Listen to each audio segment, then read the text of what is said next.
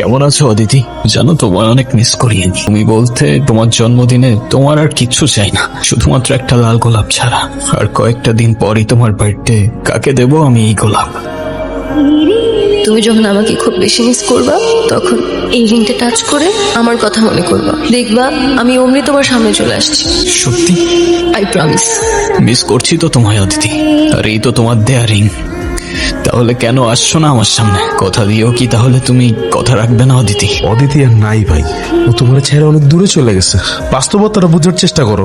এভাবে করলে কি অদিতি তোমার কাছে ফিরে আসবে? এর চেয়ে ভালো তো তুমি এই দেশ ছেড়ে, এই শহর ছেড়ে অনেক দূরে কোনো জায়গায় চলে যাও। কোথাও যাবো না, এখানেই থাকবো অদিতির কাছে। অদিতি আর নাই ভাই, চাইলেই সময়ের চাকা বদলানো যায় না বিবেক ভাই। এভাবে আর নিজের কষ্ট দিও না। সন্ধ্যার আগে আগে বাসা চলে যাও।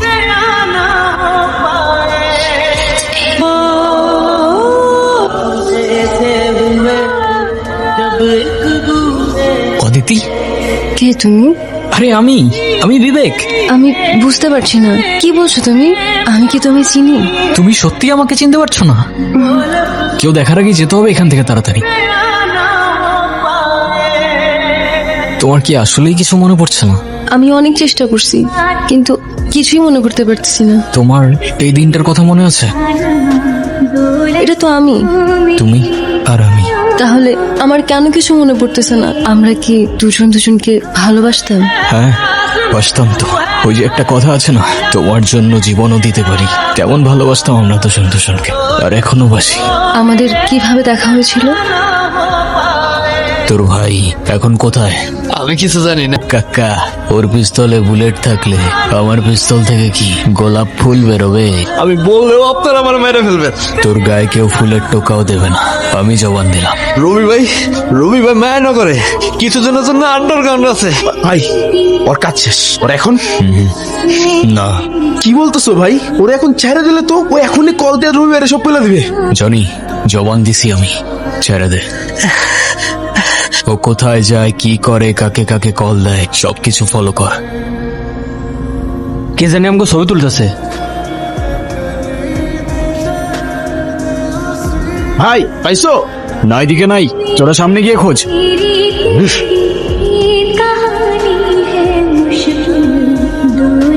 প্রথম দেখায় এত ট্র্যাজেডি? তুমি আমাদের স্টোরি বলতেছো নাকি কোনো সিনেমার গল্পে? তারপর কি হলো? তারপর আমাদের আবার দেখা হলো। কি গতকাল কতগুলা কল দিলাম, ধরো নাই কেন? কোন নাম্বারে কল দিয়েছেন আপনি? কেন? 016285895 আর এটা তো আমার নাম্বারই না। আমার নাম্বার তো 01788256155। ওকে। এই এক সেকেন্ড, আমি আপনাকে নাম্বার কেন দিলাম? আমি কি জানি, তুমি দিলা, আমি নিলাম। আপনাকে আর কি বলবো, আপনি তো মানুষই ভালো না। কেন? আমি আবার কি করলাম? সেদিনই তো সব দেখলাম। আচ্ছা, সেদিন আপনি কাউকে কোনো কিছু বলেন নাই কেন? যদি বলতাম তাহলে আর তোমাকে বাঁচিয়ে রাখতে পারতাম না। আমার গ্যাং যদি জানতে পারে আমি কারোর জন্য মায়া করেছি কিংবা কাউকে ক্ষমা করেছি, ওরা আমাকে দুর্বল ভাবতো। আর ইতিহাস সাক্ষী, দুর্বলের সাথে পুরা দুনিয়া বিশ্বাসঘাতকতা করে। আমার এত কিছু বোঝা দরকার নেই। আপনি এখানে কি করছেন? খেয়াল রাখছি তোমার, যেন আমার গ্যাং এর কোনো লোক তোমার ক্ষতি করতে না পারে। ও হ্যালো, আমি আপনার এসব গ্যাং ট্যাংকে ভয়টাই পাই না, ওকে? আর আপনাদের মতো এসব মানুষদের আমার এমনিতেই অপছন্দ। কেন বলো তো? কারণ কারণ আপনি আমার ফোন নিয়ে গেছেন। এই তো ফেরত দিয়ে দিলাম। আরো কারণ আছে, আপনারা তো মানুষই মেরে ফেলেন। তুমি আমাকে কাউকে মারতে দেখছো? না তো, তাহলে কিছু না। বাবা আমাকে বাঁচাও বাবা। কি হয়েছে আপনার? বাবা, রবি ও তার গ্যাং আমার খামার ও সমস্ত জমি জমা নিয়ে গেছে। আমাকে দিয়ে জোর করে দলিলে সই করিয়েছে। সে বলেছে যদি কোনোভাবে আমি থানা পুলিশ করি, আমার মেয়ে সে এমন ক্ষতি করবে যে আমি সমাজে আর মুখ দেখাতে পারবো না। বাবা, অনেক আশা নিয়ে আমি তোমার কাছে এসেছি বাবা, আমাকে সাহায্য করো বাবা। আমাকে আমার পরিবার নিয়ে রাস্তায় দাঁড়াতে হবে, আর আমার আত্মহত্যা করা ছাড়া কোনো উপায় থাকবে না বাবা।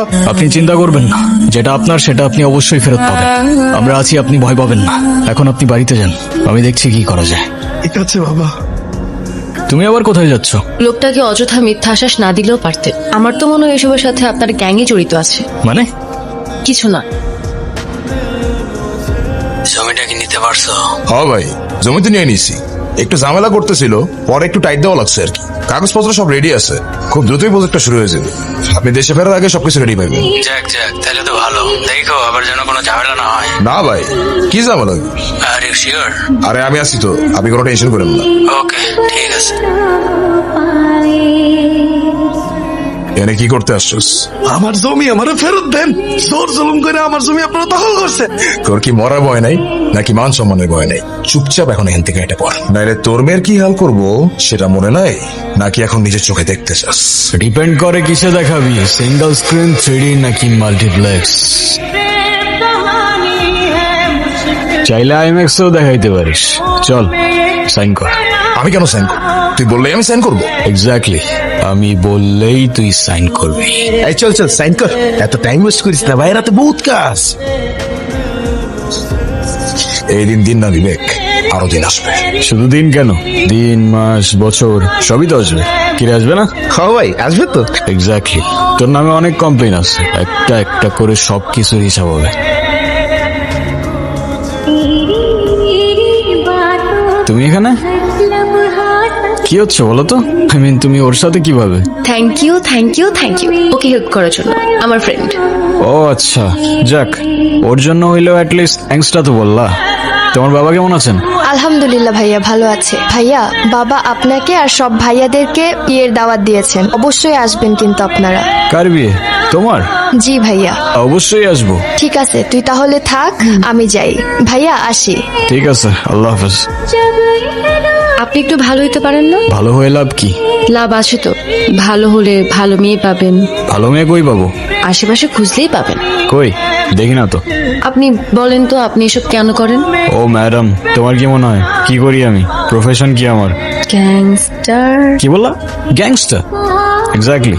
তাইলে আপনি এসব কেন করেন? শর্টটাকে প্রোটেক্ট করার জন্য। আমি আপনাকে কোনটা ভাববো, ভালো নাকি খারাপ? গুড গ্যাং বাট ব্যাড গায়। I like bad guys.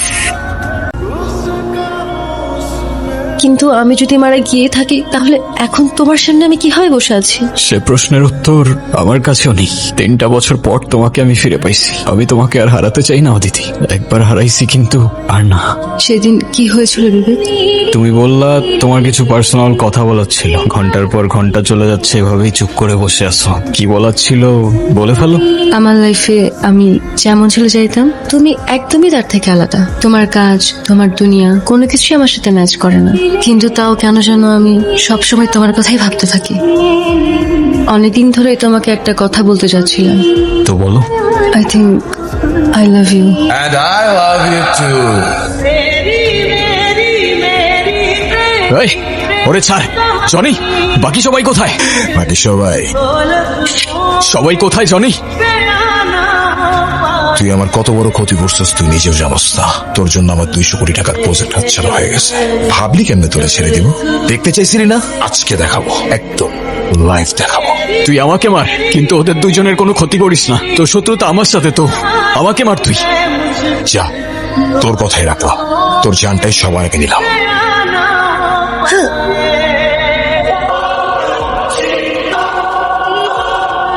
Aditi,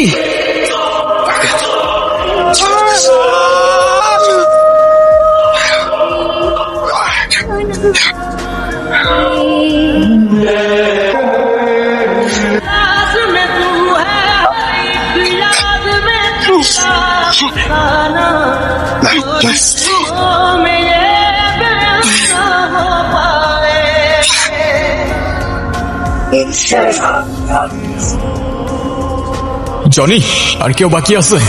না ভাই।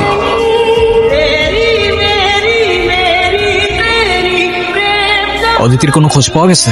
না ভাইয়া, গতকাল থেকে ওর কোনো খোঁজ নাই, কিছুই বুঝতে পারতেছি না। পুলিশকেও জানানো হয়েছে, তারাও খুঁজতেছে। আচ্ছা, তুমি তো ওর কাছের বন্ধু, ও কি কখনো কিছু বলছিল তোমাকে? ওর মন খারাপ, কোথাও যাবে বা সামথিং? না ভাইয়া, এমন কিছু তো আমাকে বলে নাই। একটা মানুষ হঠাৎ করে গায়েব হয়ে গেল, আমি বুঝলাম না এটা কিভাবে হইতে পারে। চলো তো। এতদিন কোথায় ছিল অদিতি? এতদিন মানে? এতদিন মানে এই 7 দিন। তোমাকে পুরা শহর খুঁজে বেড়াইছি আমি, কোথায় ছিলা তুমি? 7 দিন? কি বলতেছো এসব? আমি কিছু বুঝতেছি না। আমি তো তোমার সাথে দেখা করতে আসতেছিলাম, হঠাৎ বিদ্যুৎ চমকালো, তারপর দেখি আমি শহরের ওপাশে জঙ্গলের রেল লাইনে পড়ে আছি। আমার কাছে তো ফোনও ছিল না যে আমি তোমাকে কল করব, তারপরে তো তোমাকে খুঁজতে খুঁজতে এখানে আসলাম। আমি ভেবেছিলাম তুমি আর নেই, ভেবেছিলাম তোমাকে সারা জীবনের জন্য হারাই ফেলছি আমি। তুমি প্লিজ কখনো আর এভাবে আমাকে একা ফেলে যাও না। তুমি প্লিজ আমাকে কথা দাও, তুমি আমাকে একা ফেলে আর যাওয়া না এভাবে। তুমি যখন আমাকে খুব বেশি মিস করবা, তখন এই রিংটা টাচ করে আমার কথা মনে করবা, দেখবা আমি অমনি তোমার সামনে চলে আসছি। সত্যি? I promise.